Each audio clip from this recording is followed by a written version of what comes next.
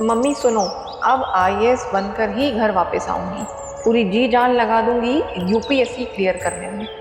हाँ बेटा, तुझे आईएएस बनना है, हमारा मान सम्मान बढ़ाना है। देख 2 अटेम्प्ट दे रहे हैं, मन लगा के पढ़ाई करियो, फिर तेरी शादी भी करनी है।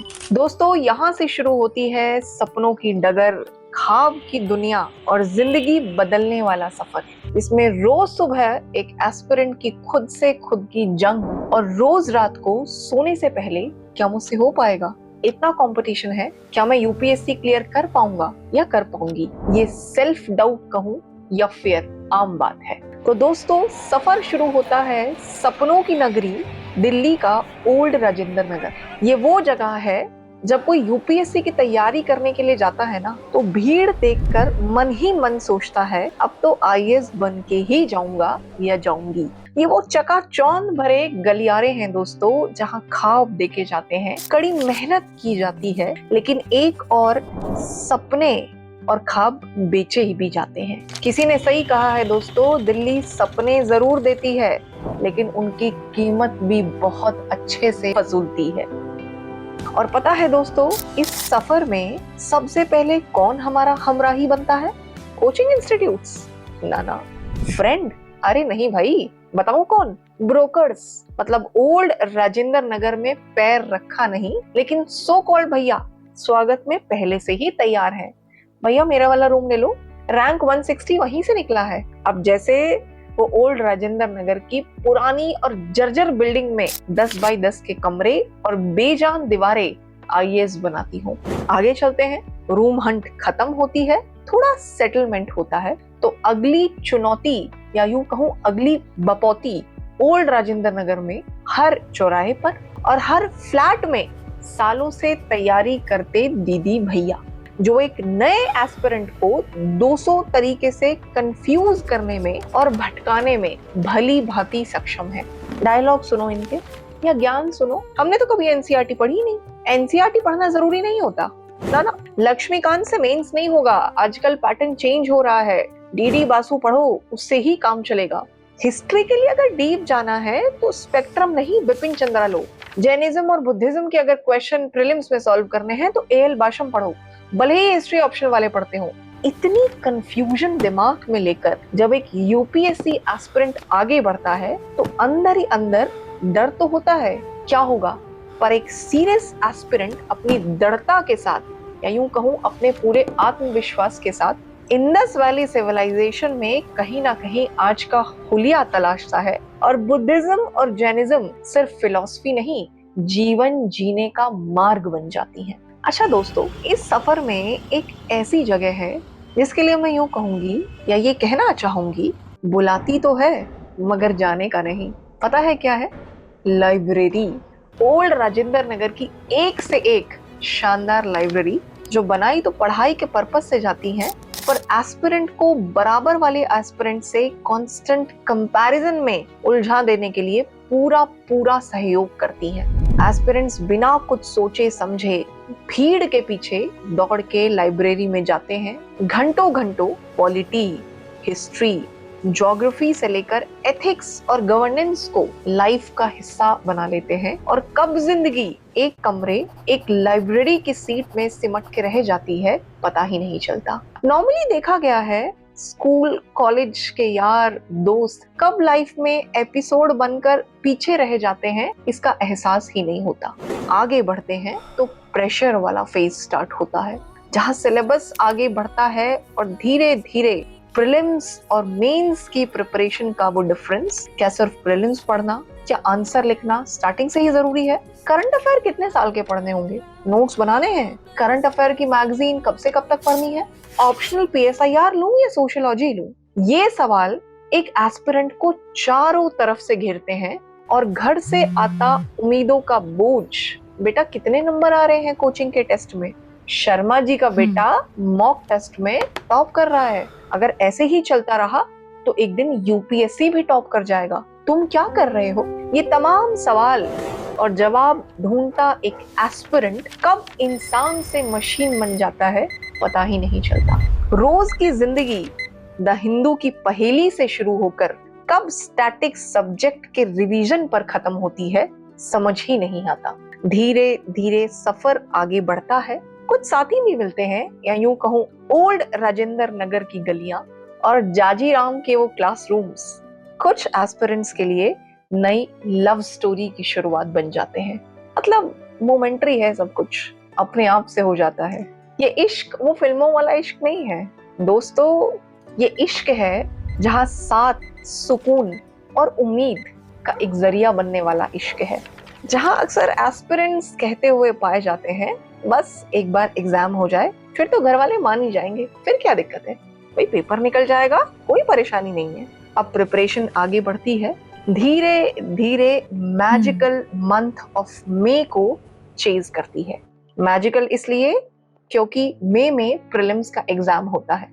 तमाम चैलेंजेस को पार कर ना जाने कितने mock test, PYQs, elimination trick और पीटी 365 को रटने के बाद जब एक एस्पिरेंट एग्जामिनेशन हॉल में पहुंचता है, पहली बार वो नर्वसनेस, वो खुद को काम डाउन करने के बीच से होते होते जब सुबह 9:30 बजे यूपीएससी का पेपर खुलता है, तो अमूमन देखा गया है यूपीएससी गेम खेलने में बहुत आगे है।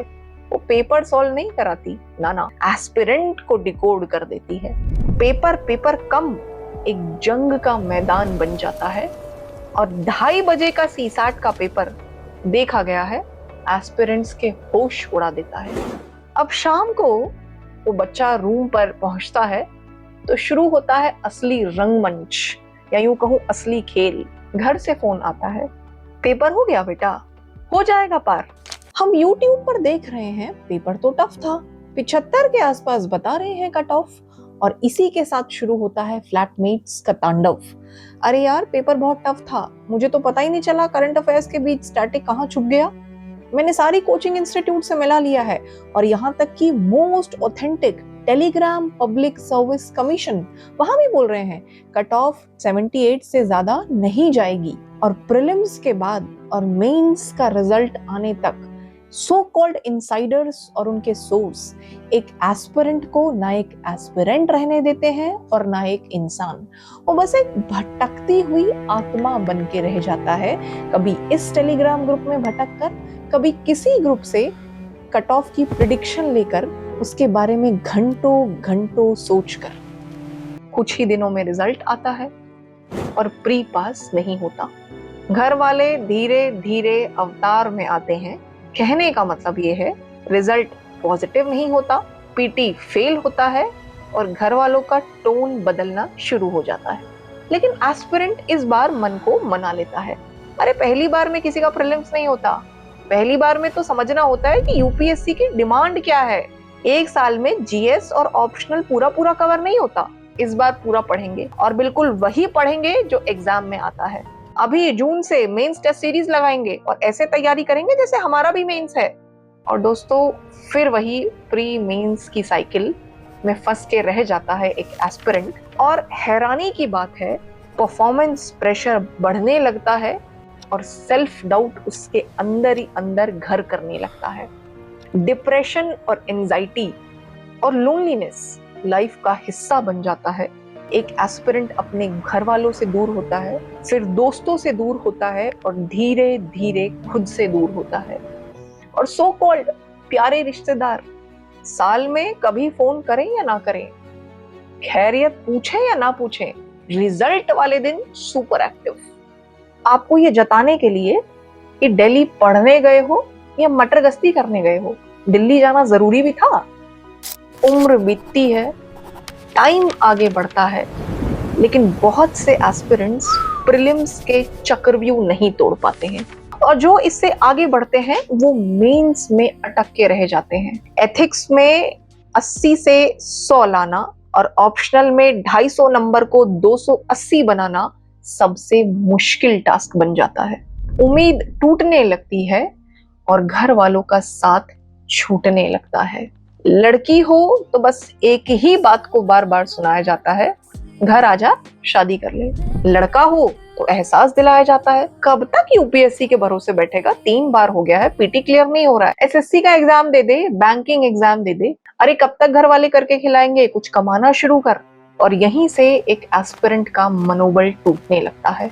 अंदर ही अंदर एक एस्पिरेंट जिंदा होते हुए भी सोसाइटी के एक्सपेक्टेशंस को अपनी लाइफ से ऊपर समझने लगता है, डरने लगता है। और वो लोग जो इस एग्जाम के बारे में ना जानते ना पहचानते, वो क्या बोलते हैं पता है? अरे पढ़ते नहीं होंगे, ऐसे कोई पेपर है जो पढ़े और पास ना हो? इतने साल हो गए तैयारी करते हुए, पता नहीं कैसी तैयारी कर रहे हैं। अरे भैया पता नहीं कर भी रहे हैं या कुछ और ही कर रहे हैं दिल्ली जाके।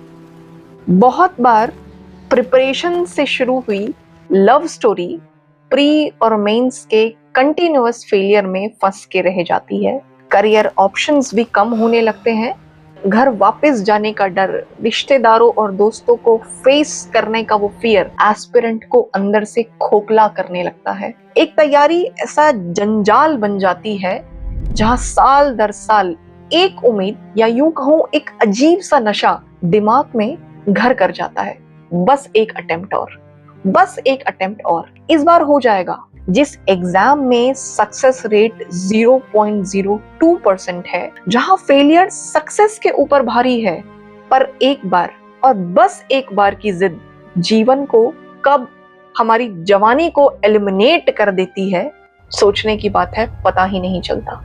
और हर फेलियर सिर्फ एक रिजल्ट नहीं होता, वो आइडेंटिटी क्राइसिस बनने लगता है। हम अपने आप को ढूंढने लगते हैं, अपने आप से क्वेश्चन करने लगते हैं, यूपीएससी नहीं हो रहा, प्रीलिम्स नहीं निकल रहा, या इतने सालों से मेंस नहीं निकल रहा, करें तो करें क्या? हम किस चीज के लिए बने हुए हैं?